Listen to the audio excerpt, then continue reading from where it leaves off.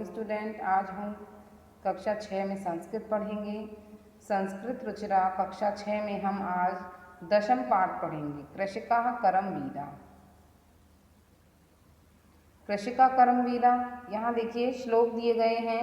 कृषिका माने किसान, करमवीर, करमवीर किसानों के बारे में बताया गया है। सूर्यस तप्तु मेघा वा वर्षन्तु विपुलम जलम कृषिका कृषिको नित्यम शीतकाले अपि कर्मठो।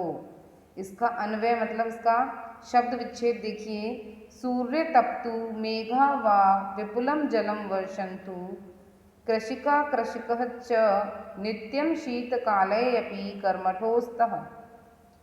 चाहे सूरज तपाए, चाहे बादल अत्यधिक जल बरसाए, किसान और उसकी पत्नी दोनों हमेशा सर्दी में भी कार्य करते रहते हैं। अर्थात किसान सर्दी, गर्मी, बारिश आदि सभी ऋतुओं में सदा खेत में लगे रहते हैं। उन्हें मौसम का कोई भी प्रभाव नहीं पड़ता है।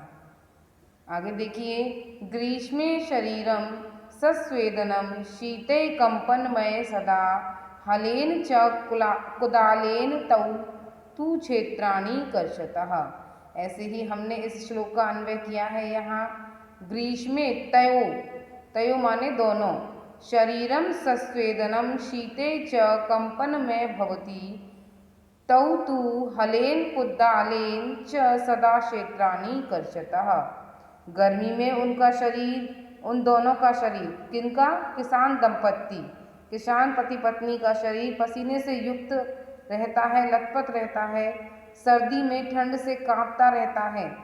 फिर भी वे दोनों हल और कुदाल से सदा खेतों को जोतते रहते हैं। अर्थात किसान कठिन से कठिन स्थिति में भी अपने खेतों में काम करता है। उसके बाद देखिए तीसरा, पादयोर्न पदत्राणे शरीरे वसनानि नो निर्धनम जीवनम कष्टम सुखम दूरैः तिष्ठति। पादयो पदत्राणे न शरीरे वसनानि न सन्ति निर्धनम कष्टम जीवनम ही सुखम तु दूरे तिष्ठति। पैरों में जूते नहीं हैं। पादयोर्न माने पैरों में, पदत्राणे जूते नहीं हैं, शरीर वसनानी नो और शरीर पर वसनानी माने कपड़े भी नहीं हैं। किसान का जीवन बहुत ही निर्धन और कष्ट से भरा हुआ होता है, सुख उनसे तो दूर ही रहता है। किसान का जीवन जो है, उनके ना तो पैरों में जूते होते हैं, ना ही उनके पास वस्त्र होते हैं अच्छे पहनने के लिए। उनका जीवन कष्टमय होता है और वे हमेशा निर्धन जीवन ही व्यतीत करते हैं। सुख तो उनसे हमेशा दूर ही रहता है। आगे देखिए, ग्रहम जीर्णम न वर्षासु वृष्टिम वारितुम शमम तथापि कर्मवीरत्व कृषिकाणाम न नश्यति। अन्वय है कृषकस्य जीर्णम ग्रहम। जीर्णम ग्रहम माने टूटा फूटा घर। किसान का घर कैसा है? टूटा फूटा। वर्षासु वृष्टिम वारितुम न शमम तथापि कृषिकाणाम कर्मवीरत्वम न नश्यति। किसान का घर पुराना होने के कारण, टूटा फूटा होने के कारण, वर्षासु वृष्टिम वारितुम माने रोकने में, शमम माने समर्थ। किसानों का घर टूटा फूटा पुराना होने के कारण वह वर्षा के जल को रोकने में समर्थ नहीं है। फिर भी किसान अपनी कर्म निष्ठा को नष्ट नहीं होने देता और वे हमेशा ही अपने काम में लगा ही रहता है। आगे देखिए, तयो श्रमेण क्षेत्राणि सस्य पूर्णानि सर्वदा धरती सरसा जाता या शुष्का कंटक व्रतः। तयो परिश्रमेण क्षेत्राणि सर्वदा सस्य पूर्णानि भवन्ति या धरती शुष्क कंटक व्रता च भवति सा अपि तयोः परिश्रमेण सरसा जाता।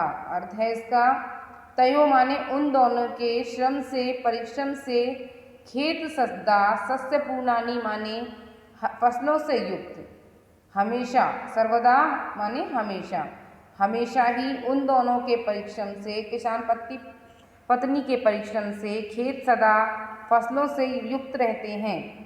धरती, जो धरती सूखी हुई और कांटों से भरी है वह भी हरी भरी हो जाती है।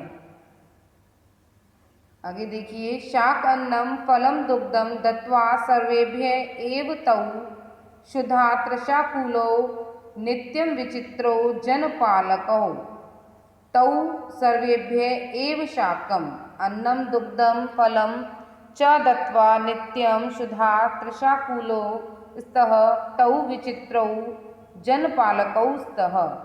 तो यहाँ पे तौ माने वे दोनों, किसान पति पत्नी सभी के लिए, सर्वेभ्य माने सभी के लिए, शाक अन्नम माने सब्जी अनाज फल दूध इत्यादि देकर स्वयं तौ शुद्धा तृषाकूलो नित्यम विचित्र जनपालको, और स्वयं दूसरों के लिए वो लोग सब्जी अनाज फल दूध इत्यादि देते हैं और स्वयं भूखे और प्यास से बेचैन रहते हैं। वे दोनों अनोखे ही जनपालक हैं। जनपालक माने अभिभावक गण या माता पिता हैं, अर्थात दूसरों को खाने पीने की वस्तुएं उपलब्ध करवाने के लिए किसान पति पत्नी स्वयं भूखे रहते हैं।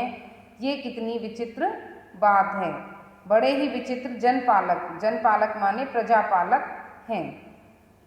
गृह कार्य है आपका, आपको पाठ 10 पढ़ना है और उसके शब्दार्थ याद करने हैं। धन्यवाद।